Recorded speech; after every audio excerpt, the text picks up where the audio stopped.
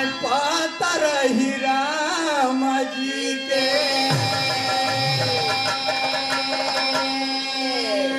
कहीं पातर ही राम जी के अरे पातर कारी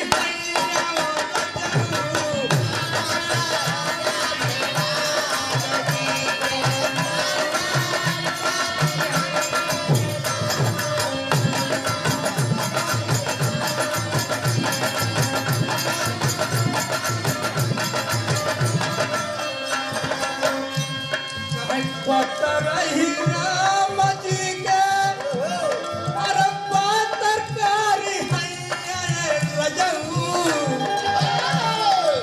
का छोटे छोटे हाथ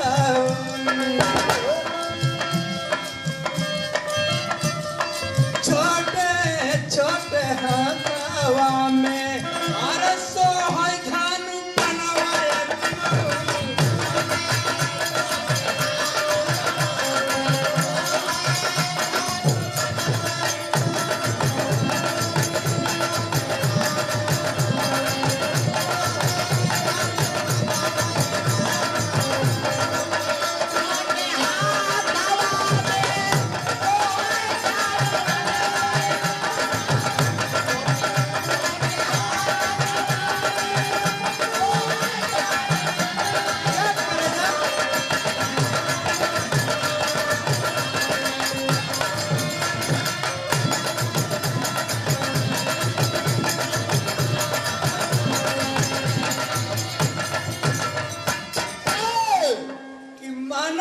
में सोच अपने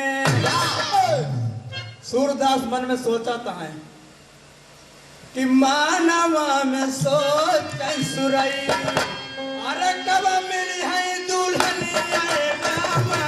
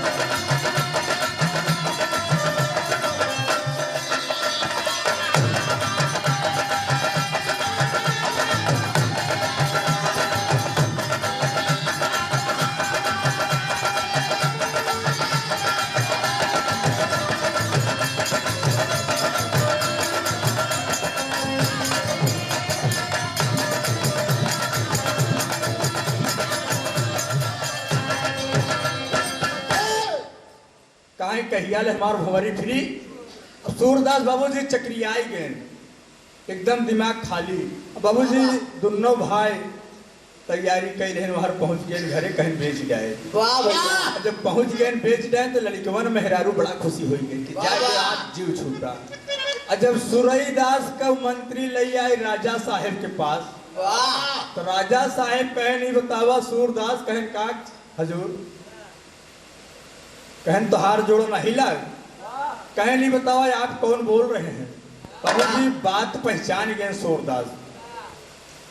सूरदास जब बात पहचान गए तो इतने में राजा साहेब से पूछा थे कि आप कौन तो राजा साहेब बोले कि मैं यहाँ का मेला का मंत्री और राजा हूँ दोनों आदमी अरे मोर राम हो तब तो सुरई के आंस गिरई लाग ढबर ढबर कि बतावा हमार सगा भाई हमका यहाँ मेला ले आए के छोड़ के चला गए कहे नहीं बतावा सरकार हमका ऐसे छोड़ के चला गए हमारे भैया अरे कहाँ चला गए कुंवर सिंह और जबर सिंह कहीं जबर सिंह कुंवर सिंह दोनों जने चला गए बहुत दूर आप हमारे पास रहिए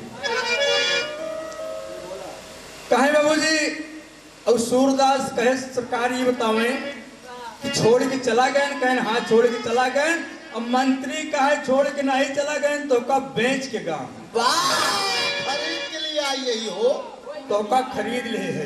वाह तब तो सूरदास चकित हो गए।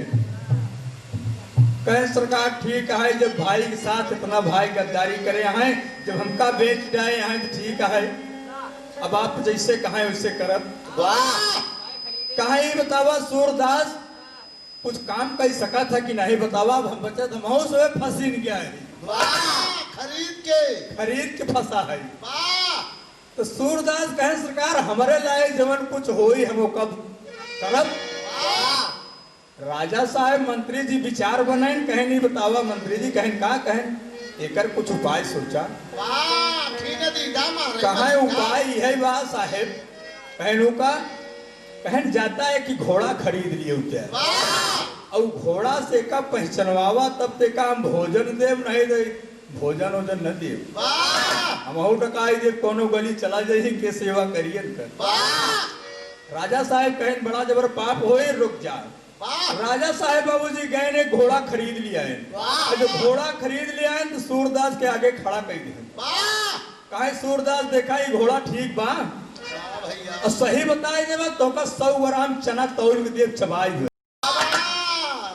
बाबूजी सूरदास गए ओकरे कुल पूछी काने टोन देहे वही काने के जब टोन तो कान लटका रहा है। जब कान लटका रहा है तो कहें सरकार बताई कहें का कहें घोड़ा ठीक नहीं। कहे वो कैसे कहे घोड़ा का मतलब है कि कान खड़ा रहा है। राजा साहेब कहें यार बतावा 1 लाख घोड़ा लिया है तो बड़ा गड़बड़ बताए सब नाच कही दे। बाबूजी राजा साहेब चकित हो गए। भैया राजा साहेब तुरंत घोड़ा पर सवार बहन जो सी घोड़ा ले रहे हैं उसी पूछे कहें ये बताओ इसका कान क्यों लटका। कहे सरकार ये घोड़ा का महतारी मरी गी रही एक पोखरी के दूध पियाए रहे यहाँ पर एक कान लटक गए। कहे यार सुरवा सही बताए इसकी पोखरी के दूध पिए बाबा चना दूध सब। कहें ऐसा करा मंत्री कहें का सरकार कहें चना एक 200 ग्राम कही दे कुछ काबिल बात तर्ज लगी मास्टर। पिपरा तारा सोई गए पिपरा तारा सोई गए बुद्धि लड़ी कन्या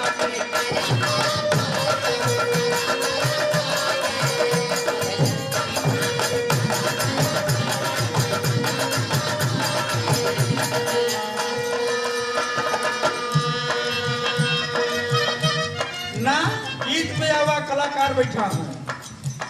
कहीं धोखा कमाई गए धोखा कमाई गए कभी ना हो धोखा।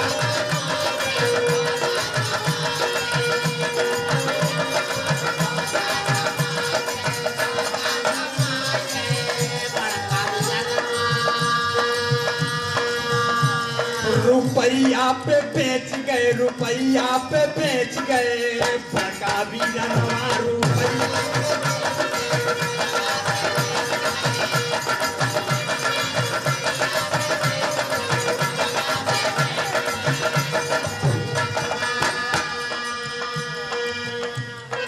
हमारी दरदिया न जाने वीरनवा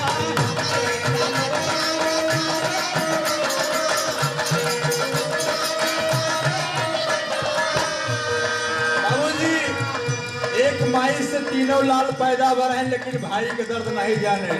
कोई सूरदास कहन हमार दर्द नहीं जाना था। हमारी दरदिया न जाने वीरनवा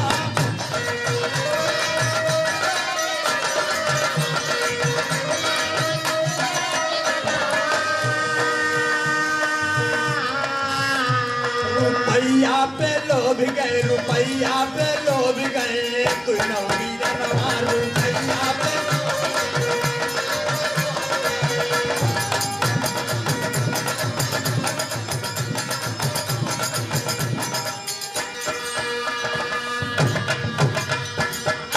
बाबूजी रोई रोई कहें रुपया पे लोभ गए रुपया पे हमका बेच डाए। बाबूजी सूरदास कहन सरकार ये बतावा हम 200 ग्राम चना में कैसे अघाव रात ऐसे पड़ा रहा। बाबा मंत्री कहन का यार ये 200 ग्राम चना चबा दे बाबा ये कर पेट ही नहीं भरत। और सूरदास तड़पत है। अरे बाप रे बाप। तब तक गेट से रानी देखें तो राजा साहब सूर बैठाए रहे। रानी कहीं नहीं बतावा जात हुआ बाजार में सबको रक्षा करे और सबको धर्म कर्म करेंगे कलैया यह जिए के भाई। मंत्री कहे अब नहीं बना रानी डांटती है। राजा साहब कहे नहीं बतावा। मंत्री कहन का कहन ऐसा करा एक भगावा। कहे नहीं सरकार एक भगावा जी एक आध परीक्षा और ले कहन ऐसा करा चला चली काल रानी कहत रही हार बनवावे कि हार बनवाए के ले आई बताई पाई जाई देखा टकाई दी चला जाए कहन हार बनवाए के ले आए सूरदास के दहन कहन सूरदास कहन का कहने का बताई देवा तो का चना 300 ग्राम कह दी। बाबूजी सुरवा अलट पलट के हाथे में जब देखे तो कहा सरकार पीतल है तामा है सोना है तीनों मिलाव हो तीनों मिलाव। राजा साहब कहन जब बताऊ तो चला दूसरे सोनार से पूछी। बाबूजी दूसरे सोनार से जब पूछे तो कहा हाँ सरकार ठीक बताए है कि सोना हुआ है तामा हुआ है पितरी हुआ है। कहा सरवा ठग ले है सार सुरवा का बाबूजी चना 300 ग्राम होगी सुरवा बेहबल होगी। कहा अब हम जीता जाते हैं कहा ऐसे ना होई। कहन फिर वह रानी ताव निकल कहन बड़का दिमाग की बनाया संझा सुबेरे मार दिमाग लगाया अल्लाह बतावा हमारे में का कमी है। राजा साहब कहन बतावा रानी में का कमी है बताई देबे तो एक तो का बिल्डिंग पूरा लिख दिए।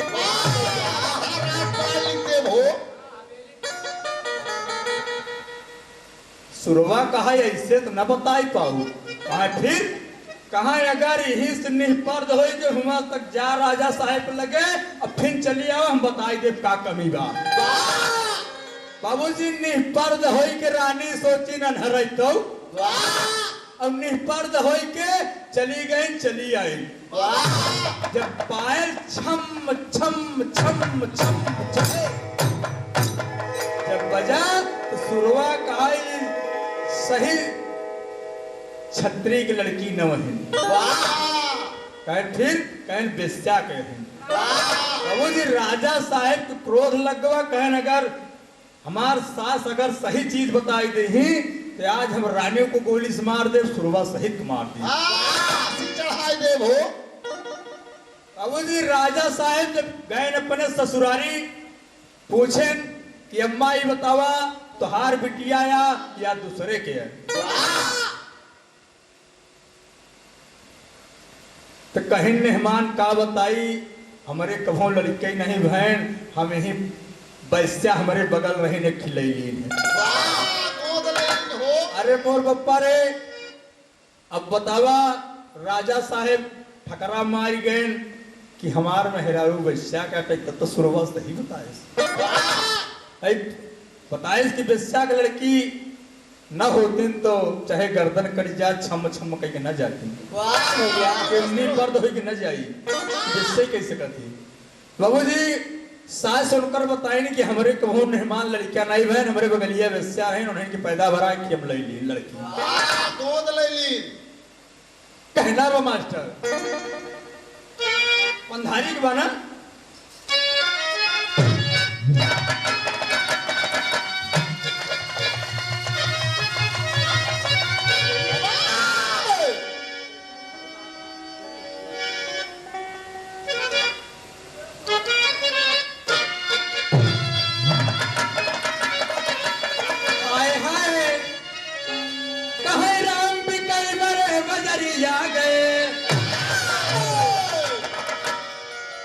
क्षमा किया श्रोता बंधुओं 8 महीना की गायकी हो चुकी 8-9 महीना डिस्कस होता है। राम कई बरे बजरिया गए अरे तो सुरई देखा मन में कई गईले फिकरिया कई बरे बजरिया गए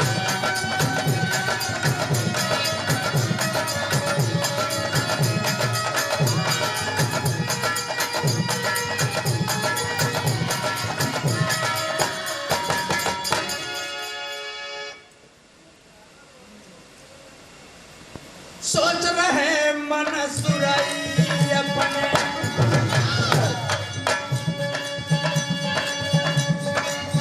मन में अपने करई विचार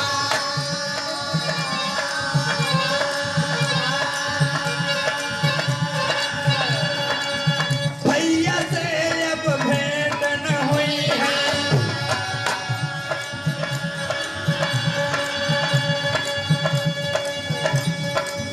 भोजन तू दिहला करता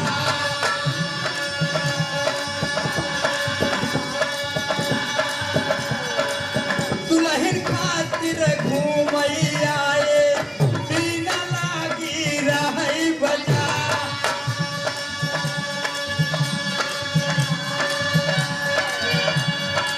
ऐसे दुल्हन नार न चाहिए चाहे जिनकी कोई बेकार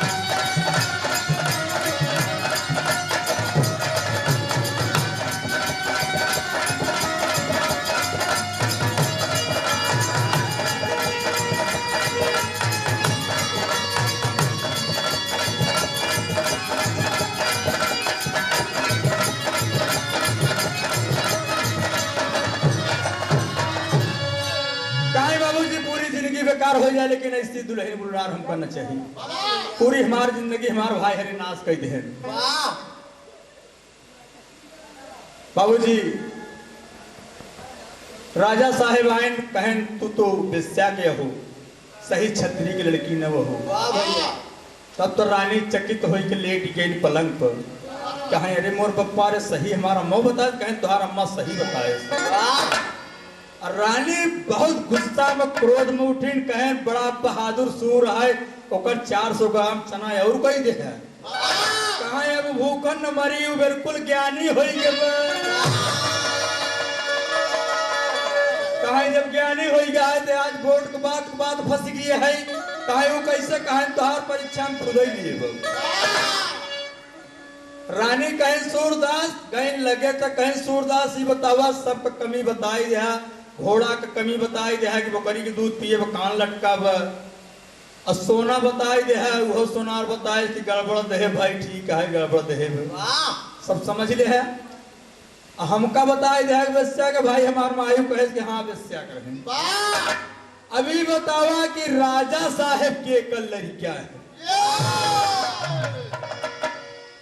अब बाबूजी सुरई को बोर्ड फंस गई और सुरई के बोर्ड ही फंस गई कि सुरई सोचन कि अगर इनका बताई दे तो राम हमका भोजन न मिली तो कहना वो मास्टर पंधारी के तर्जबा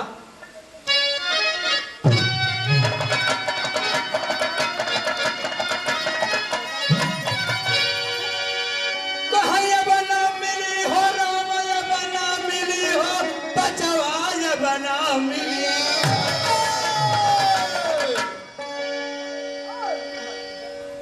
अब आजकल पूरी हवा मसाला और वही आलू कोहड़ा टमाटर भाटा यह ले लेता है बाबूजी घर में बन जाए वही गवैया खा लेता है नहीं कम से कम गवैया के 100 ग्राम घी मिले तब पंधारी है के तर्ज बोले कहा या बना मिली हो बचावा या बना मिली हो बबुआ या बना मिली अरे देसी घी कैसो हारी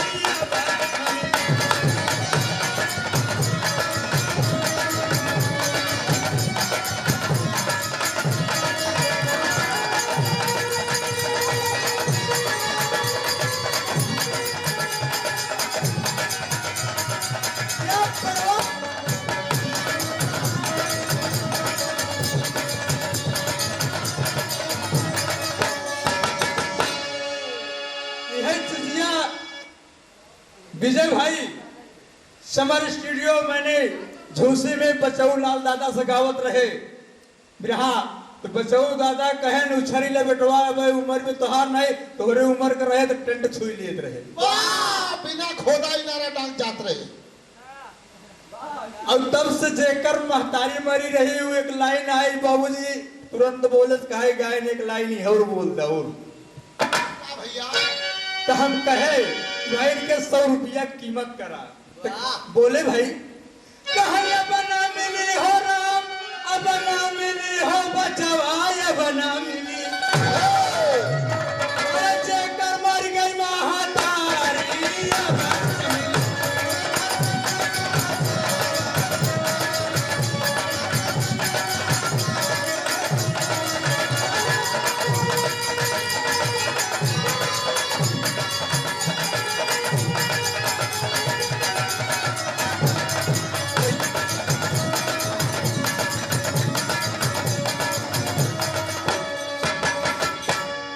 जेकर मरी गई महतारी अब न मिली, लेकिन विजयी जब से कोरोना लाग लिख ले फिर एक चीज ही मऊर जब से भाजपा ठेले है कहे अब न मिली हो बचवा अब न मिली हो ललना अब न मिली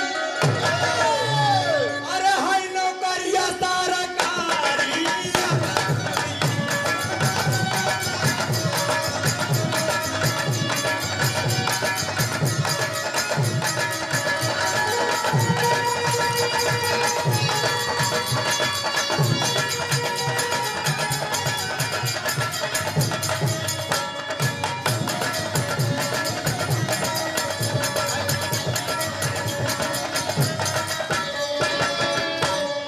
लेकिन रानी राजा साहेब का कहती हैं अब की छुट्टी हो राजा अब तो छुट्टी आज बाजी लाग गया है शुरुआत से।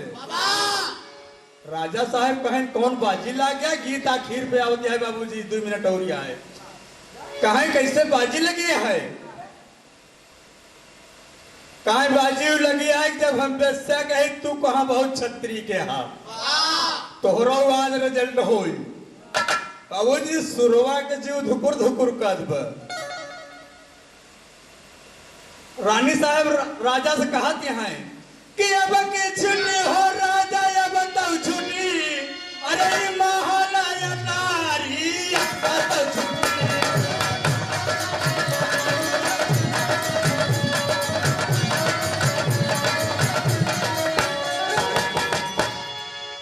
आज छूट जाई तो हार महल अटारी कहे वो कैसे कहे आज हार जाबे। जब बाबूजी सूरदास से 1 मिनट बेटवा समझावे दे जब सूरदास से रानी पूछे तो रानी कहन हम बताए तो देव लेकिन हमका भगाई देवे तो यहाँ बरसात में हम कहाँ जाब कहे तू जाबे न कहो तोहरे नाव स्टाम्प कागज मंगाई के रजिस्ट्री कही दे पूरी हवेली कहे पूरी नहीं सरकार अगर एक कही कह दे तब ठीक बा कहे एक कही दे दे तू राजपाट ले लिखे खा कहे बताई दे न हो छत्री के लड़का न है।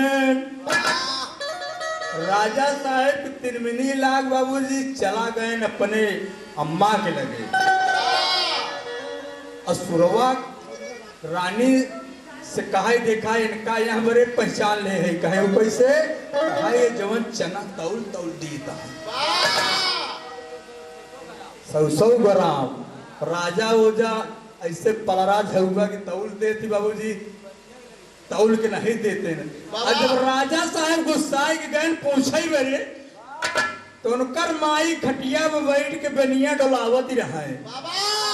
अभी देखा है विरहा के लालच थोड़ा बहुत भैया सब बैठा है लेकिन गर्मी से बर्दाश्त नहीं होत पर एक लाइन तर्ज भरे लहरी महाराज गावत है कि रतिया होला गरमिया ना डोले हो पवाना वाना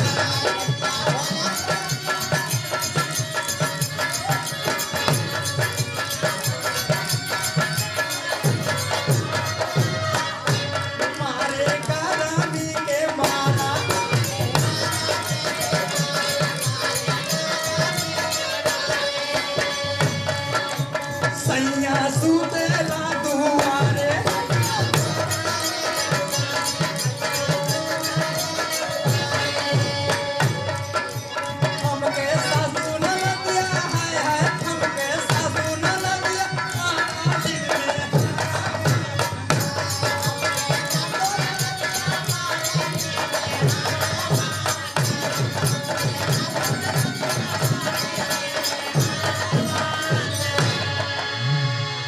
राजा साहब कहन अम्मा ही बतावा, कहन का कहन हम के कल लड़किया है, कहें बेटवा का बताई, झूठ बताई कि सही, कहन नहीं सही बताऊ, आज हवेली के बात बा। अब एक हवेली चली जाई तो अब सतयुग द्वापर त्रेता में झूठ नहीं बोलत रहे, कि कलयुग में लालच बस मनई झूठ बोल दे कि नहीं ये का ना चाहिए, लेकिन सत्यता बोले चाहिए। बाबूजी महतारी उनकर सत्य बताएं, सत्य बताएं, कहीं बेटवा एकदम सत्य बताओ तई तोहरे बाबू से लड़किया नहीं भय नहीं बनिया रहा, बगली प्यार कैली और बनिया के लड़किया आप पैदा भय। राजा साहब ठकरा मार गए, कहन के रे मोर बप्पा रे आयन रानी से कहन अब का बताई, इनका भगवान ही ज्ञान दे हैं। तो बाबूजी आन्हर लगे, आन्हर धोनहर के अगर केहू कुछ ले ले तो कुछ दे दी भगवान। बाबूजी ओका भगवान जब आखी ले ले रहे तो ओका कुछ ज्ञान दे दे रहे। तो कैसे कहा था? सुरवा कहे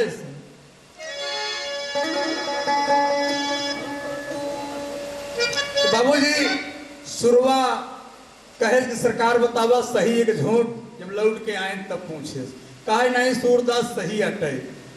रानी कहे सही न झूठ, एक हवेली पहले लिखा, और जब एक लिख दे तो सुरवा से जब गांव वाले कुछ बटुर के पूछे लागे राजा साहब मोहल्ला के, तो सुरवा कहे ऐसे हम नहीं बताए। कहा फिर कहें बाजी पे बाजी लगत चली गई और हम बिल्कुल अपन तर्क वितर्क बैठावत चला गए। कहे सूरदासू कैसे, कहे अलट पलट के सोना परखे, कहे अलट पलट के सोना परखे, अरे घोड़ा परखे काने से, और चाल चलन से प्रिया परखे, अरे राजा परखे दाने से, कहे राम भी कई बड़े बजरिया गए।